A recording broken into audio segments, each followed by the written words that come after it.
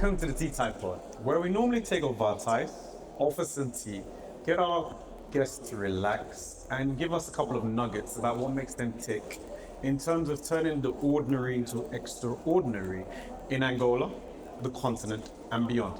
Now, we are at the African Union Conference, the third summit on financing infrastructure development. I'm your host, KD, and I'm here with my co-host, Ali. And we're here with a special co-host, Adilson. And today we've been talking to different people.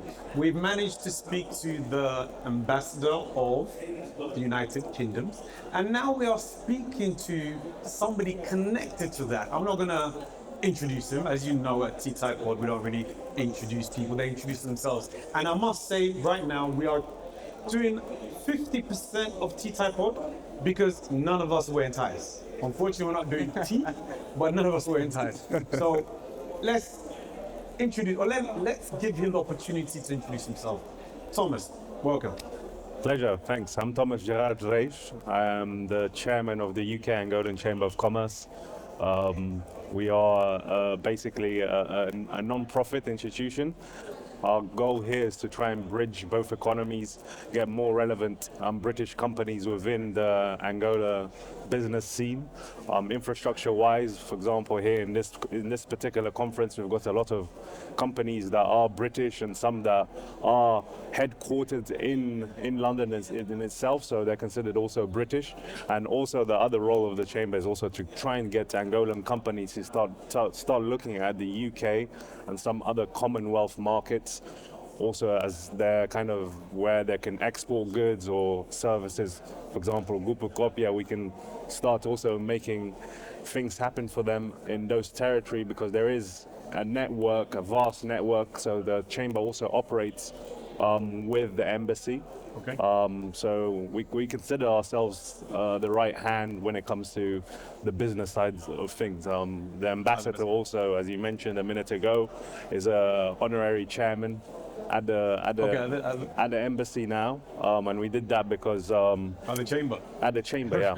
So we did that specifically because we think he can play a big role in linking the B2G opportunities for the British companies. Okay. And my role is mainly on the B2B and trying to convince British companies to look at Angola as an attractive destination to invest or work, and also work with Angolan companies. Okay.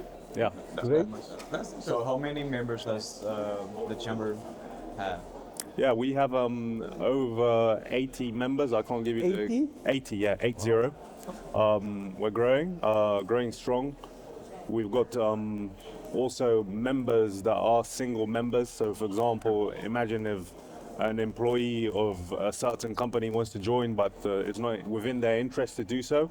So that member probably sees a lot of value personally to also be a single member. So we also have those members, but that makes up about 8 to 9% of the members, yeah. Okay. But the rest is just companies and in just diverse number of fields. Okay. Yeah.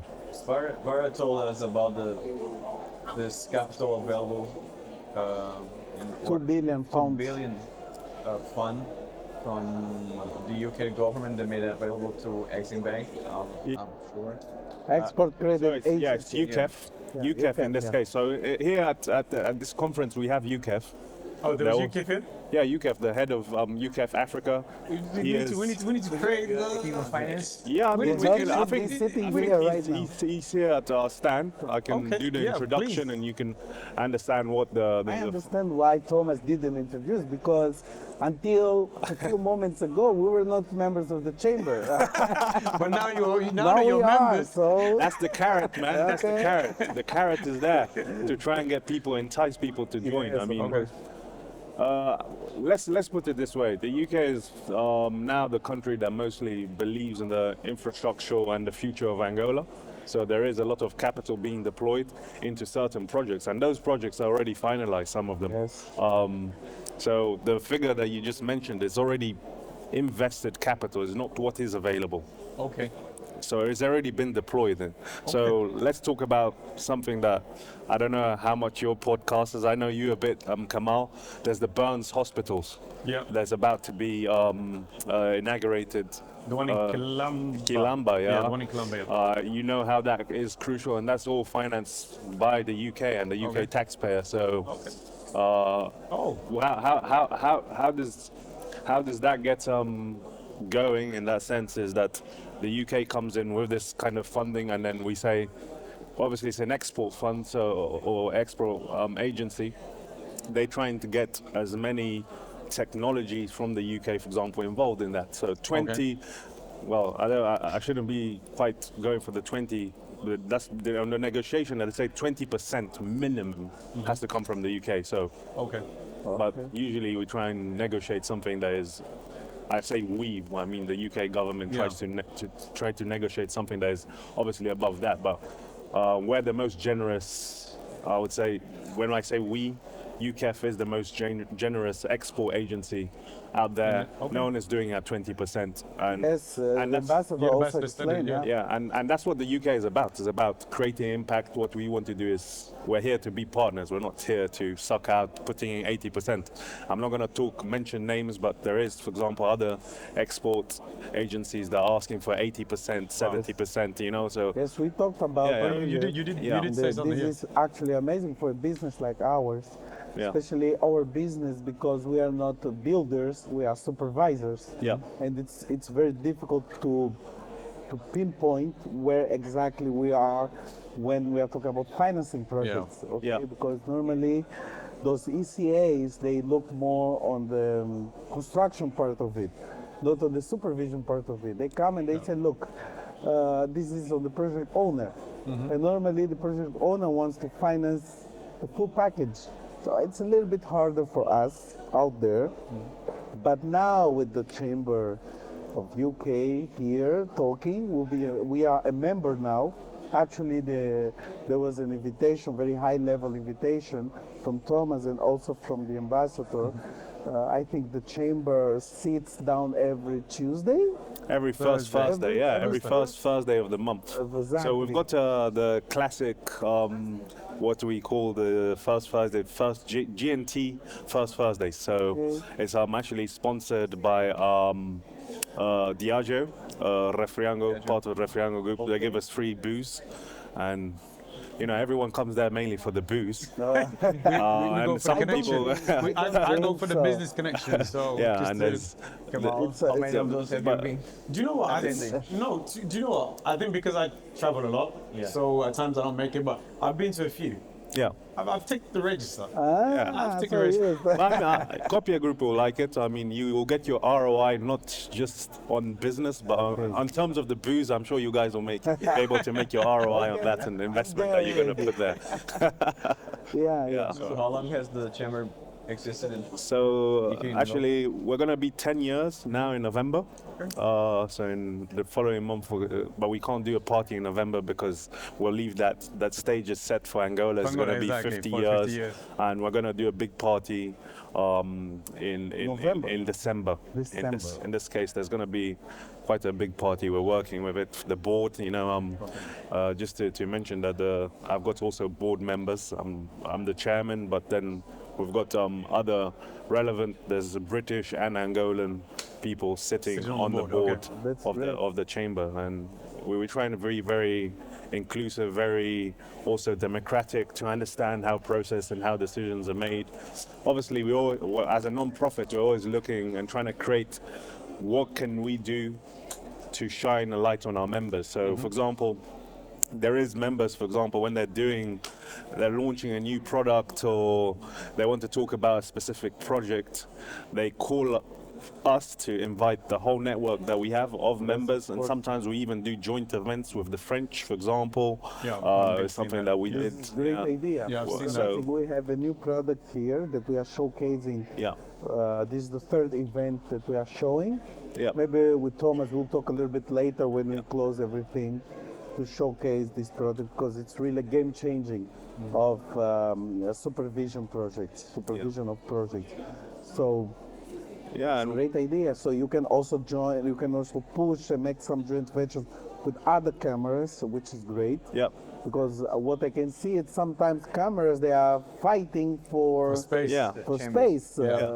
But there's nothing. UK, there's- we don't do that. UK, where?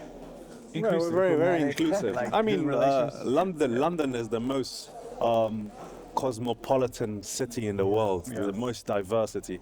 I mean, you look at UK policy and everything like that. We're very, very inclusive country.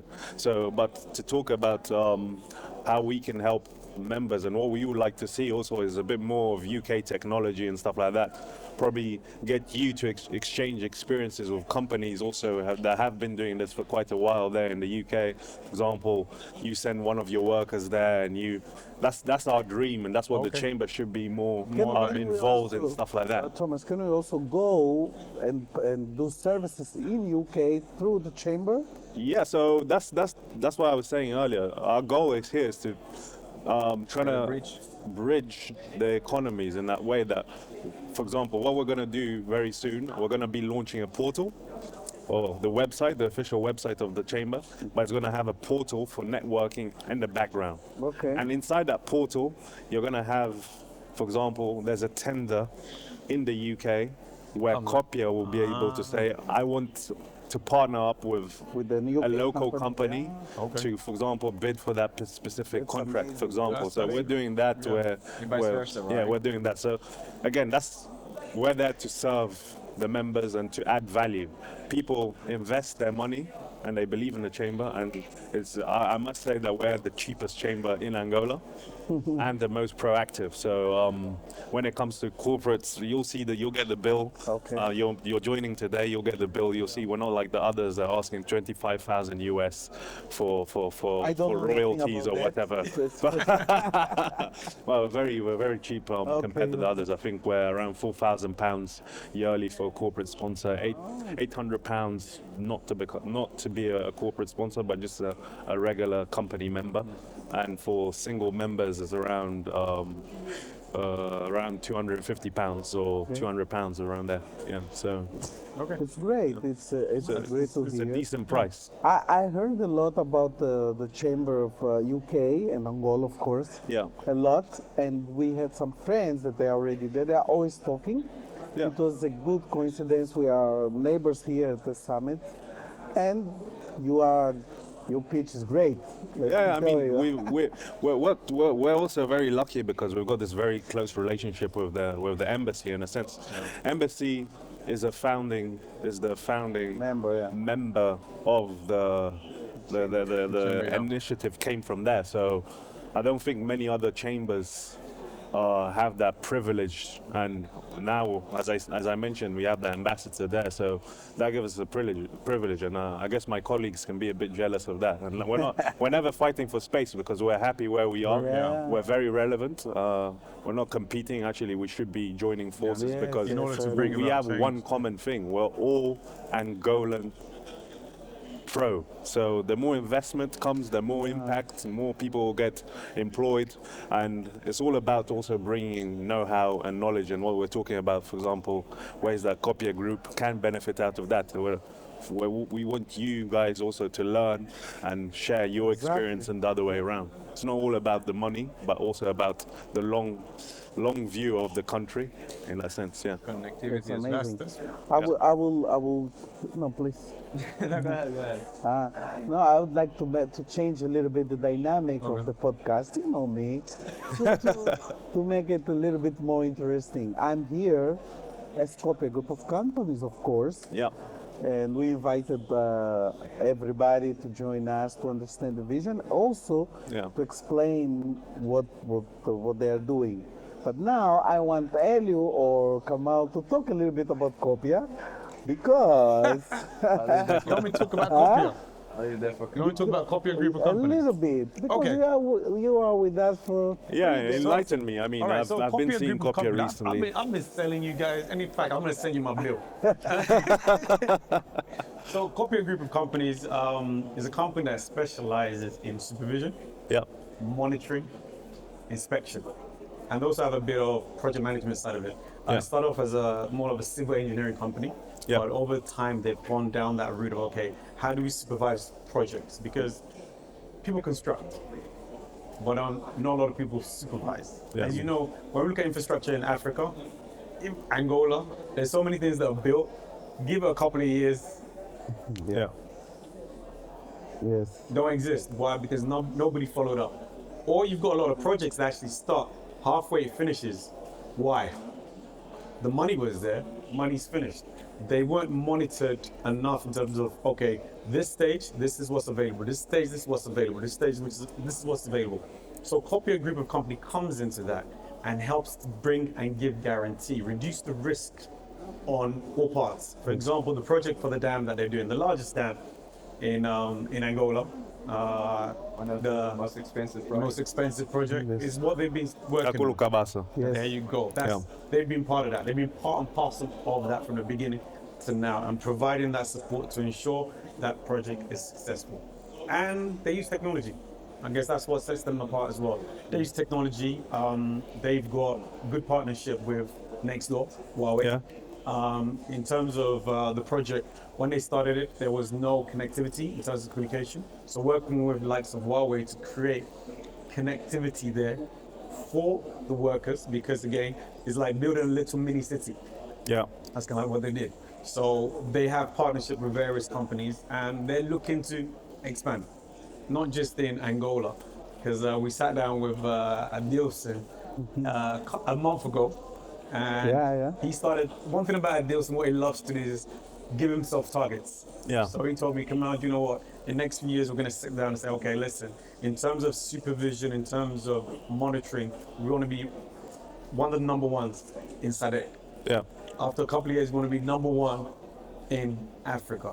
And within discussions that we've had, for example, with the ambassador, next is that, okay, you know what, let's open up office in London. Yeah. You know, is always aiming for something higher, but using that company, using the expertise that they have to grow locally, but also looking at partnership with outside. So I think that's where we look at UK.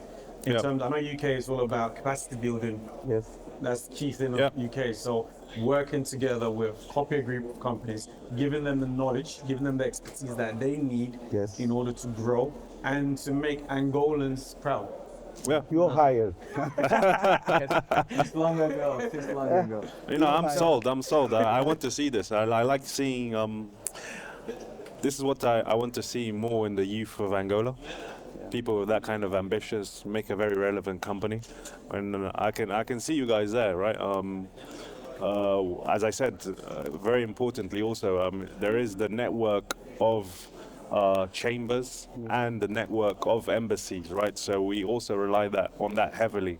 So sometimes inquiries come through that pipeline of, you know, is there someone in SADC that can assist us on this? You know, there's always requests for partnerships coming through the embassy also, specifically for a specific department, which is called Department of Business and Trade, that is brings those opportunities to us, and they look at us as a thing. And if something comes and you're a member, we definitely take all these opportunities to members. So I can see that happening.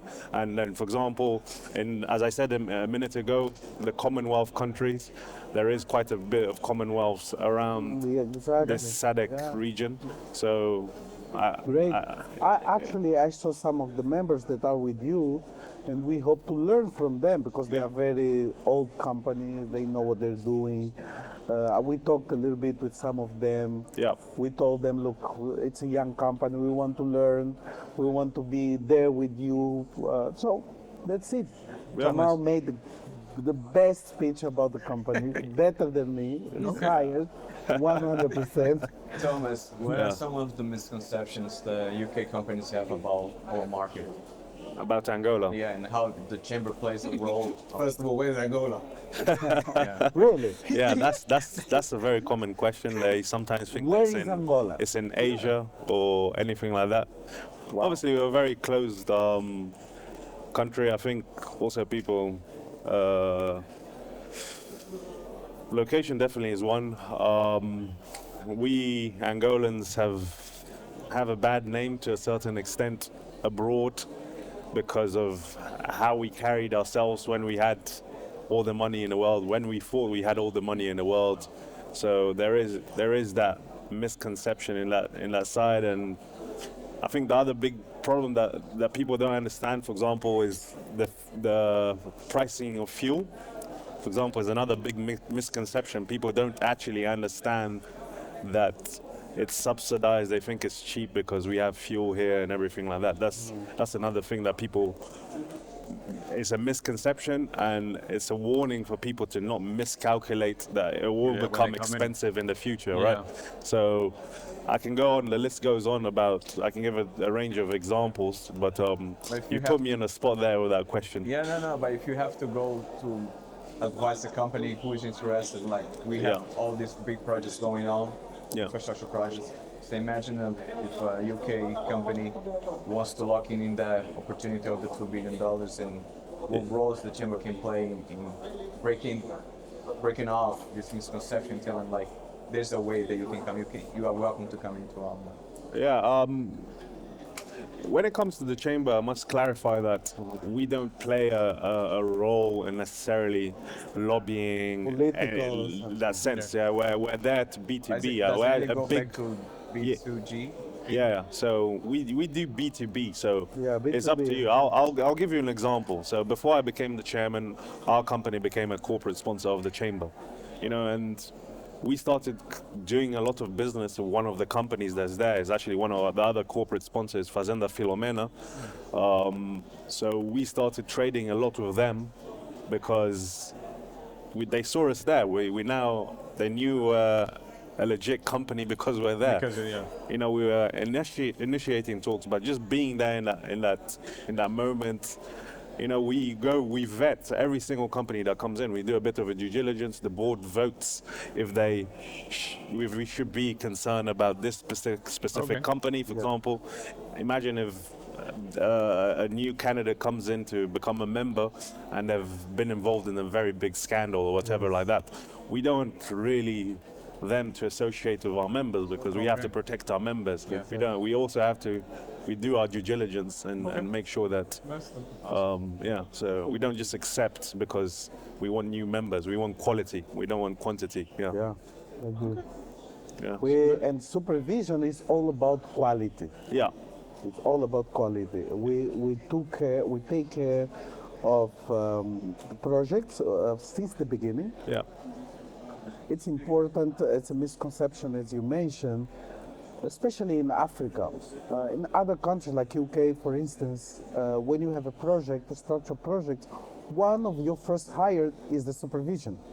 Sometimes even before the construction company. Because you are there to represent the project owner. So it's important for people, especially for African entities, to understand how important is the supervision. Obviously, they understand that we have a very well-placed people that understand the importance of it, but also for finance part, for the financial part. And that's why exactly we are here at this particular summit to educate ourselves and also our partners what is going on in building those infrastructures, because we are building huge. Africa is a huge continent.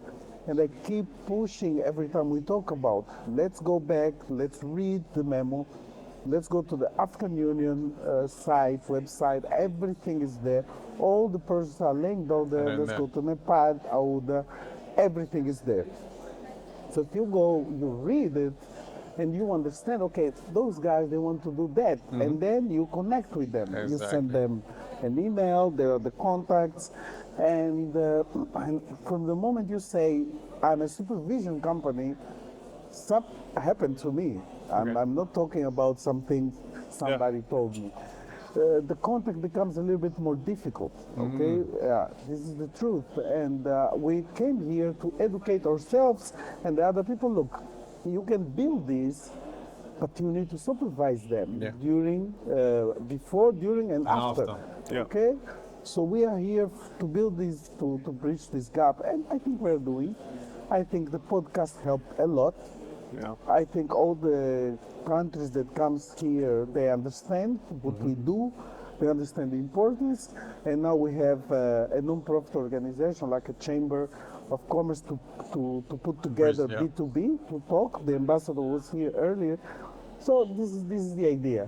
Okay, we understand that there are a lot of meetings happening in surrounding Exactly. meetings, panels.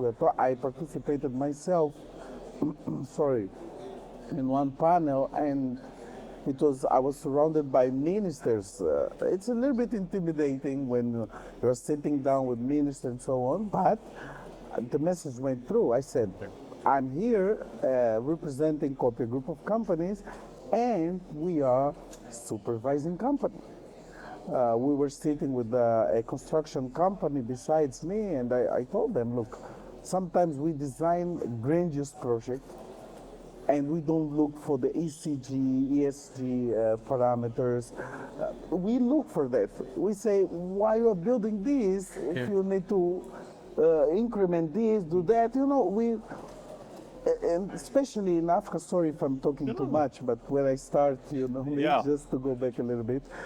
When you are building something, in Europe, in UK, there's a lot of things that are already built. And they are looking for the next 100 years. We are in the last 100 years.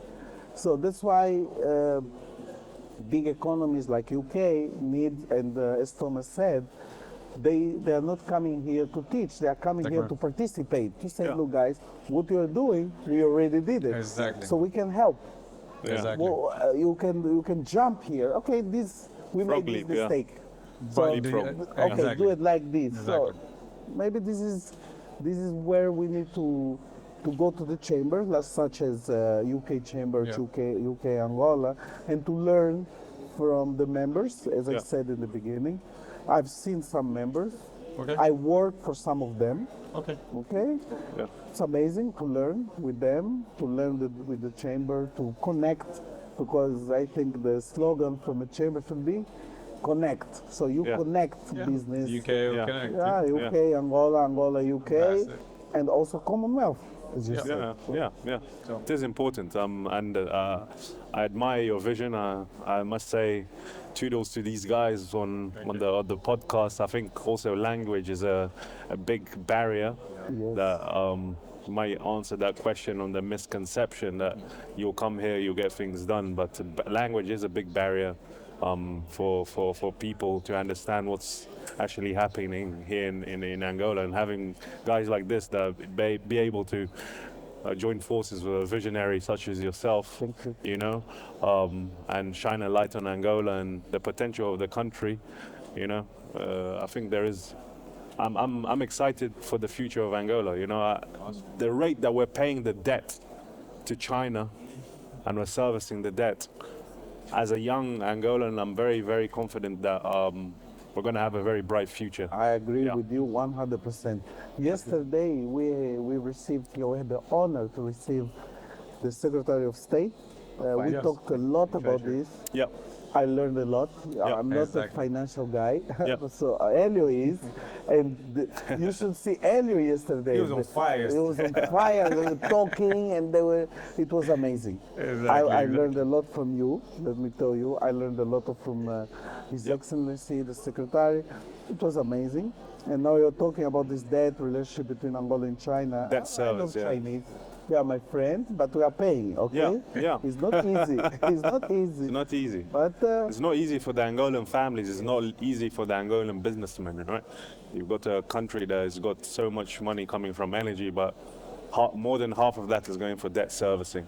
And you've got the UK who's coming with other kind of more sophisticated way of financing, which is bringing benefit. And as I said, there's very low percentages that are being asked from the UK. So I do see that the UK is in the right position, because for me, I explained this to someone yesterday, it's like light at the end of the tunnel, and it's just now you're seeing that you're coming out of the tunnel. Yeah. So because could be a train coming. But it's not a train. It's light. It's a bright future. We have to be hopeful. No, thanks a lot for that, Thomas. Appreciate you coming as the chairman of the chamber. Really appreciate you coming out. Thanks for the opportunity. No problem. To my co-host, thank you. And Ellie, thank you very much. To the audience out there, you've seen it again. This connectivity, this collaboration has been part of a group in order to grow to the next level, and that's what we're seeing right here. So keep on connecting, subscribe. You've got T-Type Pod, you've got CGC, as I like to call them now, popular group of companies, and of course you've got UKAO Connect as well. So keep watching the space, because something great is going to come out from this. Till next time. Thank you.